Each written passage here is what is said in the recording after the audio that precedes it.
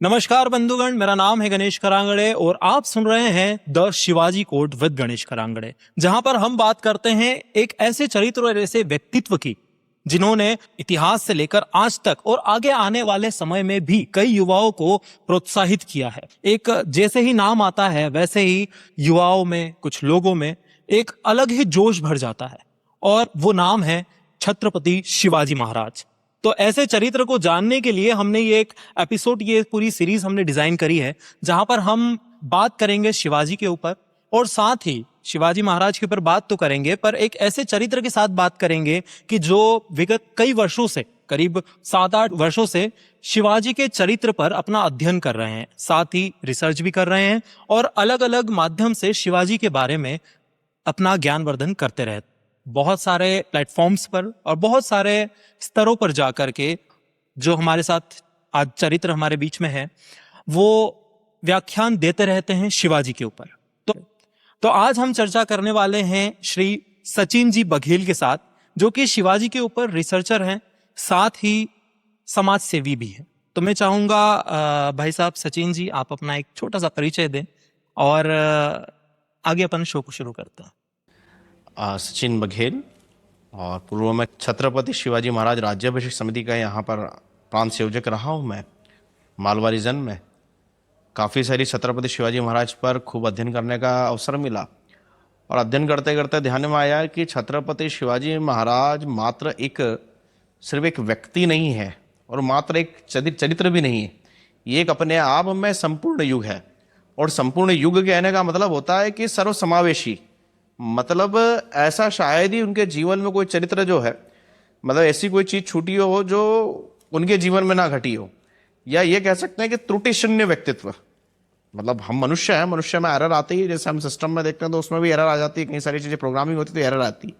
लेकिन छत्रपति शिवाजी महाराज का नाम लेते हैं तो फिर आती है त्रुटि शून्यता, जीरो एरर। और जीरो एरर का मतलब है जीरो टॉलरेंस। इतना महान व्यक्तित्व, और ये महान व्यक्तित्व कोई एक दिन में नहीं घटा। मतलब बहुत ज़्यादा अगर कहीं पुरानी हम लोग देखें कि कहीं 2000-3000 साल पुरानी बात कर रहे हैं, ऐसा भी नहीं है। चंद्रगुप्त मौर्य के बाद के कालखंड के बाद में जब भारत के अंदर विदेशी आक्रमणकारियों का हमला होना शुरू हुआ, और हमला शुरू होने के बाद में हम लोगों को तो कल्पना ही नहीं थी कि इस प्रकार का कोई सांस्कृतिक हमला भी होता है। हमने यवन, शक, हूण, कुषाण, इन सबके हमले देखे इस भारत ने, और उनको देखा भी, जाना भी। लेकिन ये कभी ऐसा नहीं हुआ कि किसी ने सांस्कृतिक हमला किया, और भारत उससे अनजान रहा। और उसके कारण से भारत का जो समाज है वो गुलामी के दौर में चला गया, और गुलामी के दौर में चले जाने के बाद में हेमचंद्र विक्रमादित्य और पृथ्वीराज चौहान, महाराणा प्रताप के, इनके सबके जाने के बाद ऐसा व्यक्तित्व पैदा हुआ कि जिसने उस निराशा भरे वातावरण में, कि जब दिल्ली, पूरे भारत के अंदर आदिल शाही, कुतुब शाही, निजाम शाही, ये पूरे देश भर में चारों तरफ हावी थी। और मतलब भारत का जो समाज था, यहाँ का जो बहुसंख्यक समाज था, उसने ये मान लिया था कि दिल्ली का जो तख्त है वही हमारी नियति है। ऐसे निराशा भरे वातावरण के अंदर छत्रपति शिवाजी महाराज का जन्म होता है, और छत्रपति शिवाजी महाराज का जन्म होता है और स्वराज की स्थापना होती है। और जब स्वराज की बात होती है तो फिर स्वराज शब्द आप लोगों ने सबने सुना भी होगा। जब हम लोग 9th-10th क्लास में पढ़ते थे तो बाल गंगाधर तिलक के बारे में हमको एग्जाम में क्वेश्चन पूछा जाता था कि बताओ कि स्वराज मेरा जन्म सिद्ध अधिकार है और मैं इसे लेकर रहूंगा, ये किसने कहा है? तो हम कहते थे बाल गंगाधर तिलक ने कहा है। लेकिन जब बाल गंगाधर तिलक ने, ये स्वराज जो शब्द है बाल गंगाधर तिलक से नहीं आया।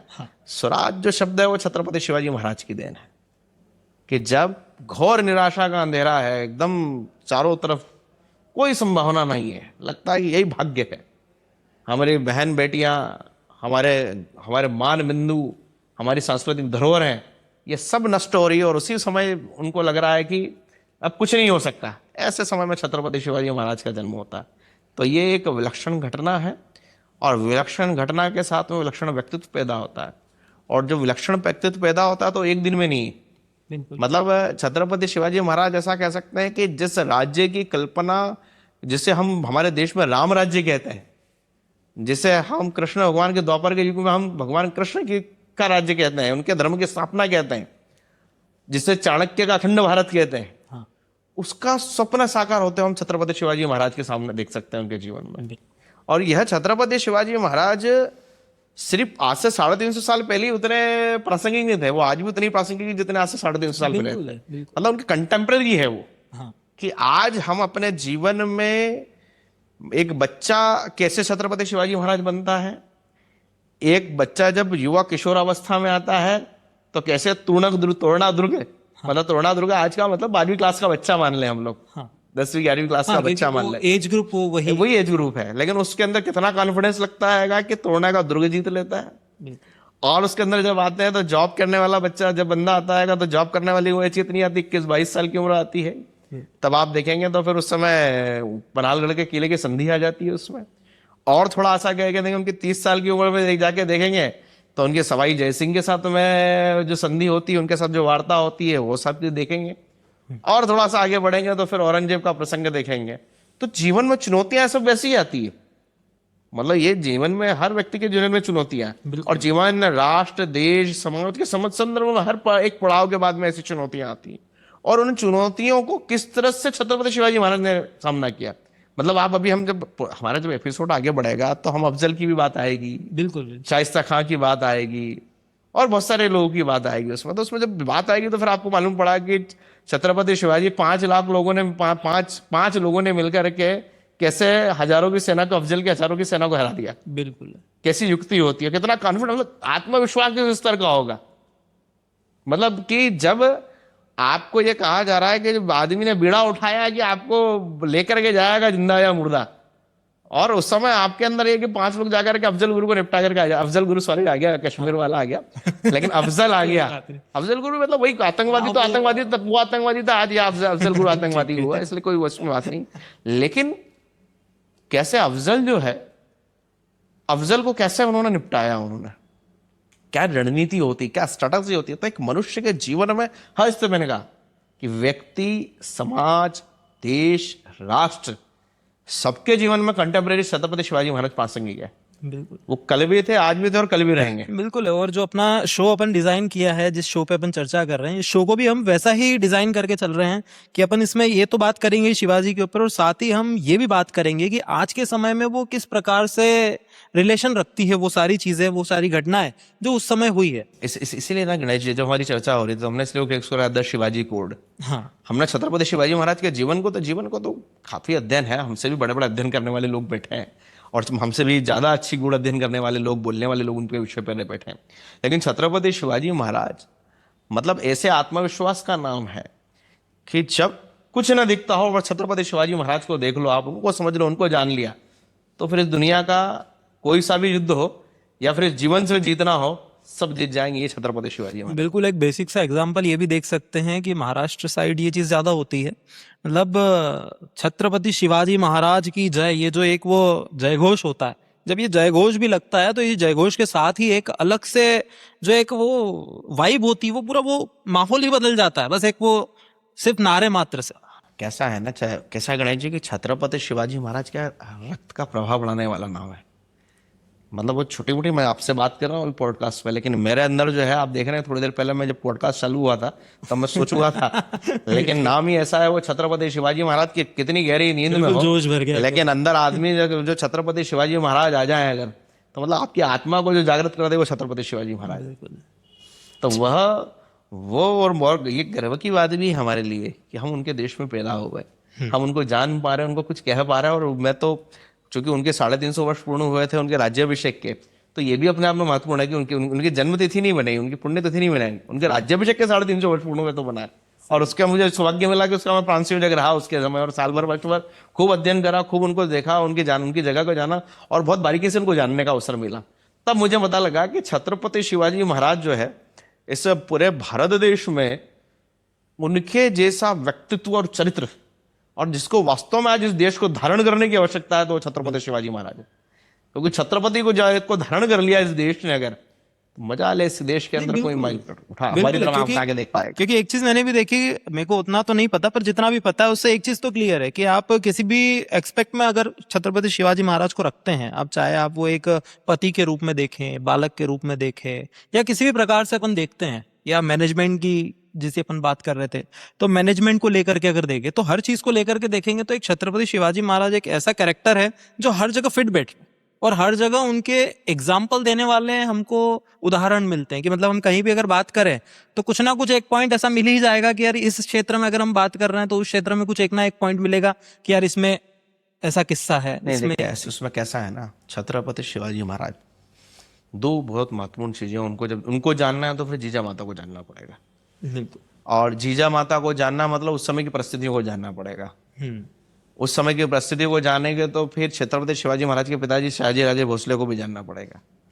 जब छत्रपति शहाजी राजे भोसले को जानेंगे तो फिर उनके बड़े भाई को भी जानना पड़ेगा, संभाजी महाराज को। और उनके उस समय की फिर धीरे धीरे मैंने जो शुरू में बात कही थी कि उस समय की जो परिस्थितियां थी, हाँ। कि निज़ाम के यहाँ पर, आदिल शाह के यहाँ पर जो है वो उस समय नो जॉब किया करते थे उनके जो पिताजी थे, उनका भी प्रयास था कि हमें हिंदू स्वराज की स्थापना करनी चाहिए, इस प्रकार की उनकी भी योजना में थी। लेकिन क्या है कि जब आपका सपना बड़ा होता है ना, संकल्प बड़ा होता है तो, और लक्ष्य भी बड़ा होता है, तो फिर यह पीढ़ी दर पीढ़ी चलने वाला होता है।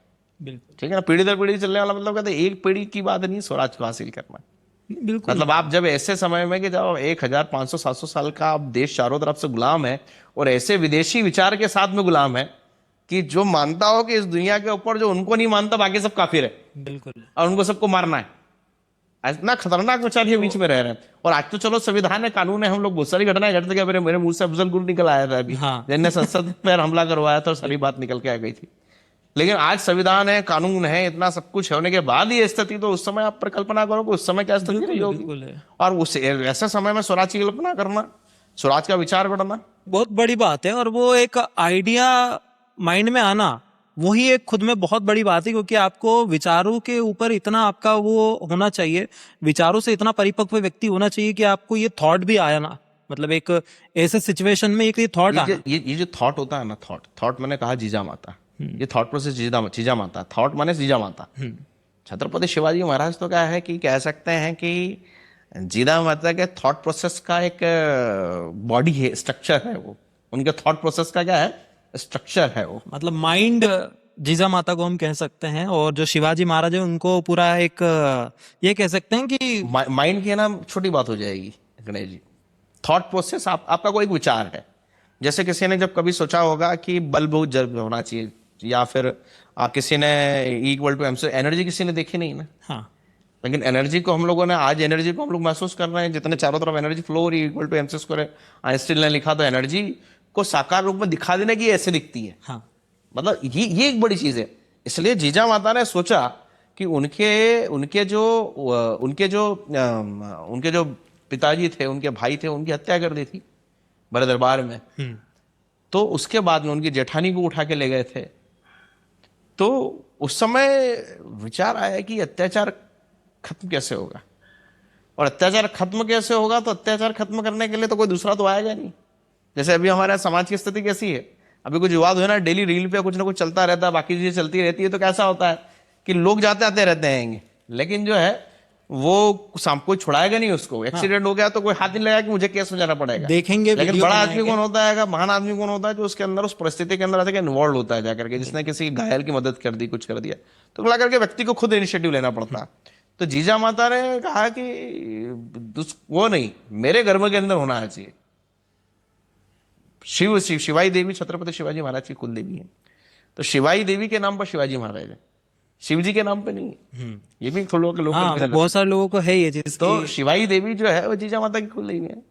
तो उनसे शिवाई देवी से वरदान मांगा कि ऐसा वरदान दो देवी मुझे कि इन आतताई अत्याचारों का मैं नाश कर चुकी हूं मैं, और पुत्र स्वरूप जो है। और हाँ, इसमें एक और किस्सा भी है कि जब जीजा माता जब प्रेग्नेंट थी, जब छत्रपति शिवाजी महाराज गर्भ में थे, तो उनको स्वप्न आता था जीजा माता को, वो कहती थी कि मैं ऐसा है कि मैं एकदम घोड़े पे सवार हूं और मेरी बहुत सारी भुजाएं निकली हुई हैं मेरी, और मुझे ऐसा लगता था कि मैं उस पर सवार हूं, मेरी बहुत सारी भुजाएं आ गई। मतलब खुद को महसूस करते थे कि साक्षात दुर्गा उनके अंदर है। और ऐसी परिस्थिति में अंदर गर्भ धारण के अंदर, उनका जब गर्भ के अंदर छत्रपति शिवाजी महाराज का अंकुरण हुआ, तो फिर छत्रपति शिवाजी महाराज का जन्म हुआ। मतलब वो कहीं ना कहीं वो प्रतिबिंब फिर इधर भी उतर के आया। हाँ, मतलब इसीलिए हमारे यहाँ पर कैसा है ना, आप देखें इतिहास में कि अभिमन्यु के चक्रव्यूह को लेकर के कहानी है। हाँ, कि अर्जुन ने जो है उत्तरा को जो है गर्भ में ही। हाँ, वो गर्भ में ही जो है उत्तरा क्या उसको कहते हैं, उनकी जो माँ थी सुभद्रा, अभिमन्यु जो उनकी माँ जो थी सुभद्रा थी, तो उनको चक्रव्यूह तोड़ने का सुना रहे थे, सुभद्रा सो गई तो वो अभिमन्यु चक्रव्यूह में अंदर जाने का तो रास्ता मिल गया, बाहर आने का नहीं सुन पाए थे। तो गर्भ के अंदर से गर्भ संस्कार, हमारे यहाँ पर एक संस्कार है गर्भ संस्कार। तो गर्भ संस्कार क्यों किया जाता है कि उस संतान जो है उत्तम संतान के लिए गर्भ संस्कार किया जाता है। तो माँ का विचार चिंतन मनन बहुत महान होगा तो आने वाली संतति भी वैसी होगी। बिल्कुल। तो जीजा माता ने महान चिंतन करना शुरू किया, महान चिंतन हुआ तो संतति वैसी हुई, संतति वैसी हुई तो उसको बचपन में संतति को क्या सुनाया जाता था, रामचरितमानस के और रामायण के चरित्रों के बारे में, महाभारत के चरित्रों के बारे में सुनाया जाता है। तो ये एक, और बचपन से ही नारी का सम्मान करना, ये सारी चीज संस्कारों में डालना कि एक मतलब जीजा माता ने जो है रामायण के अंदर छत्रपति शिवाजी महाराज को रामायण खूब सुनाई, तो उसमें ये पूरा रामायण का सार यही है कि नारी के सम्मान के लिए प्रभु श्री राम ने रावण के पूरे खानदान का समूल नाश कर दिया, पूरे परिवार का, कुल का नाश कर दिया। बिल्कुल है। हाँ, अपने यहाँ तो खैर नारी का सम्मान, नारी सम्मान के लिए ही इतने लड़ाई, तो मतलब बचपन से संस्कार कैसा जाना चाहिए, बचपन से संस्कार कैसा जाना चाहिए कि नारी को के प्रति दृष्टि कैसी हो हमारी, ये एक विषय है। और उसके बाद में फिर क्या हुआ, फिर महाभारत का कालखंड आता, तो महाभारत के उसके अंदर भी उनके अंदर एक, मैंने अध्ययन करते करते उस समय मुझे ध्यान में आया, मुझे एक जगह पुस्तक में था कि छत्रपति शिवाजी महाराज जो है वो उनको सुन रहे हैं वो, और द्रौपदी जो है उनका चीरहरण हो रहा है उस कथानक के अंदर, मतलब वो नाट्य में देख रहे हैं। हाँ। तो उनको जो है वो चीरहरण का जो दृश्य होता है नाट्य मंचन के अंदर, तो वो देखते नहीं बनते, आंखें बंद लेते और गुस्से में आंखें देख करके वो गुस्सा फील, और जो अंदर गुस्सा और क्रोध आ जाता है अंदर जाने के बाद, और वहां से उस नाट्य मंचन में से बेटी के उठ के चले जाते हैं। तो ये मतलब एक नारी के अपमान के अंदर तो नाट्य मंचन था, तो चरित्र कैसा कैसा बना होगा। तो ये बचपन का चरित्र है छत्रपति शिवाजी महाराज का। तो छत्रपति शिवाजी महाराज बनने के लिए, छत्रपति शिवाजी महाराज के जन्म लेने के लिए किन परिस्थितियों के अंदर होता है छत्रपति शिवाजी महाराज का जन्म, और कब छत्रपति बनता है व्यक्ति, कैसे बनता है, ये मुझे लगता है इसको डिकोड करने की जरूरत है। क्योंकि आज का जो हमारा समाज है, भारत का जो समाज है, और जिस प्रकार का हम दृश्य देख रहे हैं, चारों तरफ देख रहे हैं हम, अंधाधुंध दौड़ चल रही है, बच्चों को जो है इक्विपमेंट बना रखा है कुल मिलाकर के, सक्सेस जो है, माँ बाप जो है बच्चे के अंदर अपना बच्चा नहीं देखते हैं, वो एक फ्यूचर का वो गैजेट देखते हैं उसके अंदर के, जो उनकी एक फ्यूचर की सेविंग है। बिल्कुल, मतलब सॉलिडिव से विनम्रता के साथ कहना चाहता हूँ माता पिता को।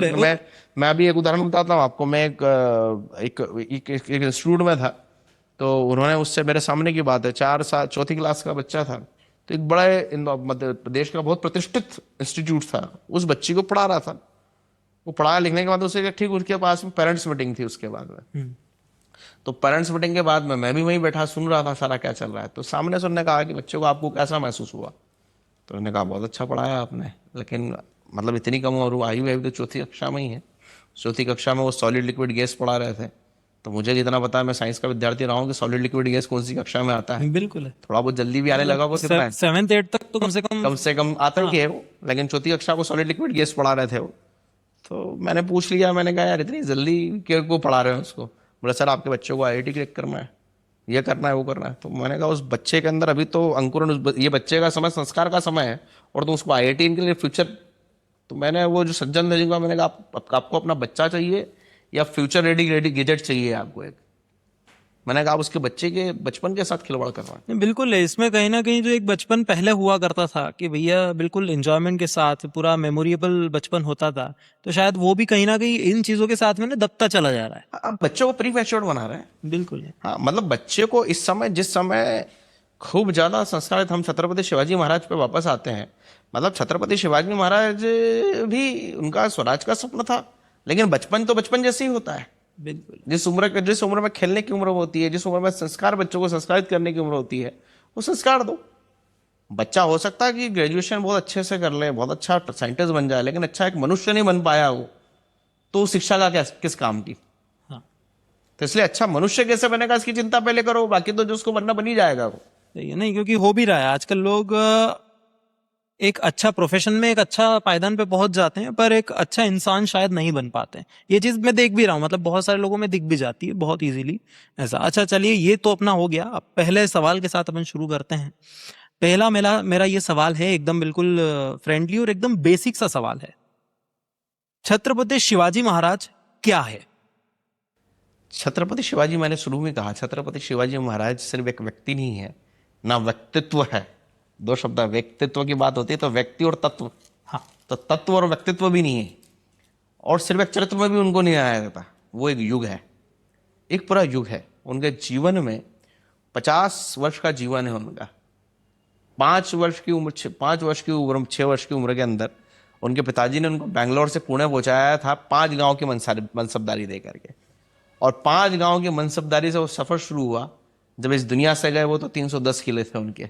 आज भी पूरे देश में, पूरे शायद ही बहुत कम लोगों को पता है कि सबसे अधिक किले महाराष्ट्र में, हाँ, सबसे अधिक नहीं, किले। बिल्कुल नहीं, ये ट्रैकिंग वाले मतलब सब लोगों को लगता है राजस्थान का इतिहास पढ़ते हैं, वहां का भी बहुत गौरवशाली इतिहास है, लेकिन पूरे देश में सबसे अधिक किले किसी राज्य में है तो वह महाराष्ट्र में है। बिल्कुल 800 के आसपास कुछ शायद है। 310 किले जो हैं, अच्छा। वो छत्रपति शिवाजी महाराज जो हैं, उन्होंने 310 किले, जब वो गए तो 310 किले थे। ओके। 110 ऐसे किले थे जिन्होंने कूटनीति से जिनको जीता था, बाकी के 200 किलो से जिनका उन्होंने निर्माण कराया था। ये अपने आप में बड़ा वो है। आप इससे समझो कि शून्य से शिखर पे कहते जाने की यात्रा। बिल्कुल है ना। तो छत्रपति शिवाजी महाराज, आपने कहा, पूछा कि क्या है, तो छत्रपति शिवाजी महाराज शून्य से शिखर पर जाने की यात्रा है। बिल्कुल, कि शून्य से शिखर पे कैसे जाया जाता है, उसकी यात्रा छत्रपति शिवाजी महाराज। सीखना है कैसे जाना है, तो छत्रपति शिवाजी महाराज है। बिल्कुल है। मतलब अगर मैं इसको, अब ये तो शिवाजी के टाइम पीरियड की बात हो गई, और इस चीज को अगर हम आज के लाइफ में, आज के युवा में, या आज के लोगों के साथ कंपेयर करके चले, तो उस चीज को अपन कैसे कर सकते हैं? मतलब जैसे शिवाजी, आपने कहा कि 0 से लेकर के शून्य से अधिकतम, शिखर तक। हाँ, शून्य से शिखर की तरफ जाने का एक रास्ता है, एक यात्रा है। तो अब इसी यात्रा से हम कैसे इंस्पिरेशन ले सकते हैं, या आज का जो युवा है उसको कैसे समझ सकता है, या कैसे उस चीज से सीख सकता है? 2-3 बातें हैं। निष्कलंक जीवन जीना, निष्कलंक, हाँ, त्रुटि शून्य जीवन जीना, त्रुटि शून्य व्यक्तित्व बनाना। बिल्कुल, त्रुटि शून्य जीवन जीना, त्रुटि शून्य व्यक्तित्व बनाना। मतलब आप देखिए, त्रुटि शून्य व्यक्तित्व बनाना, निष्कलंक जीवन जीना, ये 2 महत्वपूर्ण बात है। और उसके बाद में अपने जीवन का ध्येय बहुत महान रखना, जीवन का लक्ष्य बहुत महान रखना, और जीवन का लक्ष्य, अपने ध्येय के लिए पूरा जीवन समर्पित कर देना। तो जीवन का ध्येय, जीवन का लक्ष्य जो है, वो धन की पोटली नहीं हो सकती। मतलब छत्रपति शिवाजी ने कहा 0 से 310, तो स्वाभाविक सी बात है, धन तो आ ही गया होगा। हाँ, बिल्कुल है। ठीक है ना। उनके जीवन का किस्सा, उनका राज्याभिषेक होने वाला होता है, उसके कुछ दिन पहले जीजा माता का वो तुला दान करते हैं। हाँ, तो जितना जीजा माता का वजन होता है उतना सोना तोल करके दान करते हैं। बिल्कुल, तो वो पैसा जीवन का लक्ष्य नहीं हो सकता। जीवन का लक्ष्य जो है वो महान स्वराज जैसा कोई लक्ष्य हो सकता है। तो अपने जीवन में आपका कोई ऑर्गेनाइजेशन खड़ा करना होगा। आप स्वराज जैसा विषय, अभी तो स्वराज है ही, अभी तो अपना ही स्वराज है, और स्वराज को बनाए रखना ये भी हमारे लिए चुनौती है। तो जीवन को महान लक्ष्य के लिए समर्पित कर देना और विजनरी जीवन जीना, यह छत्रपति शिवाजी, आज के युवाओं को प्रेरणा लेना चाहिए छत्रपति शिवाजी महाराज से। बिल्कुल। मतलब वो जो 0 से शिखर की जो यात्रा थी, शून्य से शिखर पे, हाँ, शून्य जीवन से- का एक मतलब होता है। आज में जब देखते हैं हम, तो अभी जेनजी का आंदोलन देख रहे हैं, बाकी को बहुत सारी चीजें देख रहे हैं हम। सोशल में किसी को दोष नहीं दे रहा मैं। हाँ। आज के सब मतलब मैं भी युवा ही हूँ, डिस्कस कर रहे हैं, वो तो just- डिस्कस ही कर रहे हैं हम लोग। सारे युवा सब अपने एक जैसे ही हैं, सारा कोई दिक्कत नहीं, मैं भी उनके जैसा ही हूँ, मैं भी। लेकिन क्या है कि युवा होने का जो मतलब होता है ना, हाँ, जो युवाओं के अंदर जो उद्यमता होती है, जिसका एंटरप्रेन्योर कहते हैं, वो एंटरप्रेन्योर जो है ना, वो खोता जा रहा है। और वो एंटरप्रेन्योर जब खोता है ना, तो राष्ट्र नीचे हो जाता है। ठीक है ना। मतलब राष्ट्र की उन्नति के लिए युवा का एंटरप्रेन्योर होना जरूरी है, उद्यमी होना जरूरी है। बिल्कुल। तो इसलिए छत्रपति शिवाजी महाराज से सीखना है तो 14 साल की उम्र में कैसे एंटरप्रेन्योर बनना है। तोरणा दुर्ग के किले के लिए कि उन्होंने स्वराज की शपथ ली उन्होंने, और स्वराज की शपथ कैसे ली उन्होंने कि उनके जो दोस्त थे सारे, और दोस्त कैसे, उन्होंने कोई लाखों रुपए की फीस वाले स्कूल में पढ़ाई नहीं हुई। बिल्कुल, उस समय तो थे ही नहीं। थे ही नहीं, लेकिन छत्रपति शिवाजी महाराज लाखों स्कूल रुपए के देने वाली पढ़ाई नहीं हुई, कोई सुविधा नहीं। साधारण से बच्चों के बीच में रहे, जो इनको मावला कहा जाता है। हाँ। मावला माने किसानों के बच्चे। उन किसानों के बच्चों के बीच में रह करके, और किसानों के बच्चों में रह करके उनके साथ सेना खड़ी कर ली। मतलब एक किस्सा है कि जब तोरणा दुर्ग के ऊपर जाने वाले होते हैं, उसको कुछ दिन पहले चर्चा चलती है दादाजी कोंडदेव की, जो उनके गुरु थे। तो वो चलती रहती है चर्चा। तो छत्रपति शिवाजी महाराज पूछते हैं कि भले हमारा जो स्वराज का संकल्प माँ साहब आपने मुझे जो स्वराज का स्वप्न दिखाया था उसको हम कब पूर्ण करेंगे। तो दादा कोंडदेव कहते हैं जीजा माता के सामने कि अभी टाइम है उसके लिए, पहले तुम खुद तो तैयार हो। बिल्कुल। लेकिन वो तो उद्यमी थे और माँ का संस्कार भी वैसा था। योजना बनती है और योजना बन के तोरण दुर्ग को जीत जाते हैं 14 वर्ष की उम्र के अंदर। और बिल्कुल। 14 वर्ष की उम्र में तोरणा दुर्ग जीतते हैं। जीतने के बाद में करते क्या है, सबसे पहले अपनी मुद्रा मुद्रा जाहिर कर, हाँ अपनी जारी जो कर। मुद्रा जो है वो जारी करते हैं। उस समय सारी मुद्राएं जो है वो फारसी में हुआ करती थी। हाँ, ये ठीक अपनी है ना? जब डिस्कशन चल रहा था हाँ हाँ तो आपने बताया था हाँ, मुझे। सारी फारसी में चला करती थी। लेकिन 14 वर्ष की आयु के अंदर उन्होंने अपनी मुद्रा जो है वो शुरू की, और मुद्रा शुरू करने के बाद अष्टकोणीय मुद्रा शुरू की। हाँ। ठीक है ना? 8 का महत्व ही बताऊंगा, क्योंकि जीवन में 8 का बड़ा महत्व है कि वो 8 गुणों से संपूर्ण है, वो परिपक्व है 8 गुणों से। अष्टप्रधान प्रतिनिधिमंडल था, उनका जो सिंहासन वो था वो अष्टकोणीय था, उनकी मुद्रा अष्टकोणीय थी। ऐसे करके बहुत सारी चीजें हैं उनके जीवन में 8 से जुड़ी हुई, लेकिन उसका भी महत्व ही बताऊंगा मैं। तो वो छत्रपति शिवाजी ने अपनी मुद्रा जारी की। संस्कृत भाषा जो है उसमें जारी की अपनी मुद्रा, और जारी करने उस मुद्रा को जारी करने के बाद 1310 ऐसे शब्द थे जिनको बदलवा करके उनको जो राजकारी की जो राजभाषा थी उसमें बदला करके फारसी शब्दों को बदला करके संस्कृत में लिखा उन्होंने।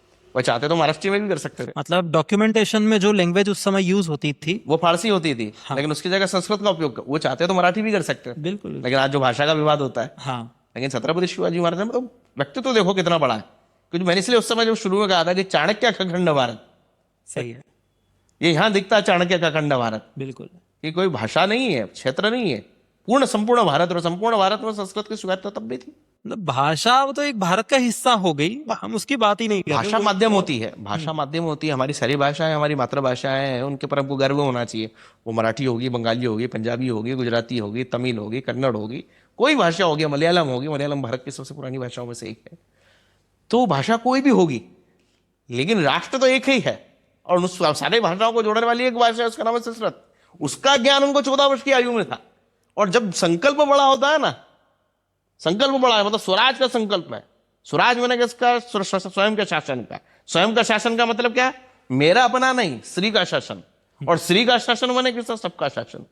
सबका शासन किसका शासन? इस देश के बहुसंख्यक समाज का शासन, हिंदू समाज का शासन, हिंदू स्वराज की स्थापना। तो हिंदू स्वराज की स्थापना कब होगी?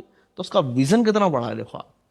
14 वर्ष की आयु में संस्कृत जो भाषा जो है, जिस भारत को अखंड भारत जिसको मानता है, जिस भाषा को 14 वर्ष की आयु में उस भाषा को स्वीकारता ने, ये लक्ष्य होता है जो बड़ा लक्ष्य जो लोग सोचते हैं। तो ये जो भारत के आज के युवाओं की जो आप बात कह रहे हैं ना, तो मैं इसलिए कहा कि विजन जो होता है ना, वो विजनरी जीवन जीना पड़ता है, तब जाकर छत्रपति शिवाजी महाराज बनता है।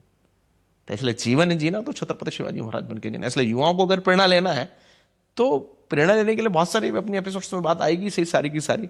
लेकिन विजनरी लाइफ जीना कितना बड़ा विजन है। मतलब उनको मालूम था कि मतलब और कॉन्फिडेंस लेवल देखो आप उनका। उनको पता था कि मैं मेरे जीवन में हिंदवी स्वराज की स्थापना करूंगा ही मैं। हाँ। निश्चित होगा ही, जो मैंने लक्ष्य तय किया उस तक पहुंचूंगा ही, जो 13-14 साल की उम्र में था। और ऐसा ही संकल्प, इसलिए मैंने उस समय कहा था कि जिस राज्य की कल्पना प्रभु श्री राम ने की थी। प्रभु श्री राम भी वही थे जिन्होंने 14 वर्ष की आयु में कहा था, निश्चरहीन करहूं मोही भुज उठाई प्रण की नहीं।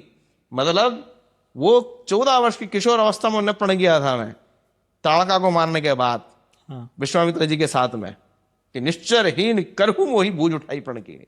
इस संसार को निश्चरहीन कर दूंगा मैं। निश्चर मैंने राक्षस विहीन कर दूंगा मैं। ये कब लिया उन्होंने? 14 साल के। इसलिए हमारे मंदिरों के अंदर देखना, भगवान राम जो है मूछ को नहीं पूजे जाते, के दुक्के जो छोड़ करके, वो युवा अवस्था और किशोर अवस्था में पूजे जाते हैं हमारे जितने भगवान। बिल्कुल। ऐसा नहीं कि उनकी मूछ नहीं आई होगी, लेकिन संकल्प का प्रतीक है वो संकल्प का प्रतीक है कि जिस आयु में हमने संकल्प किया था कि ये विजन देखो आप, तो राम का विजन, उसका छत्रपति शिवाजी महाराज का विजन। सही है।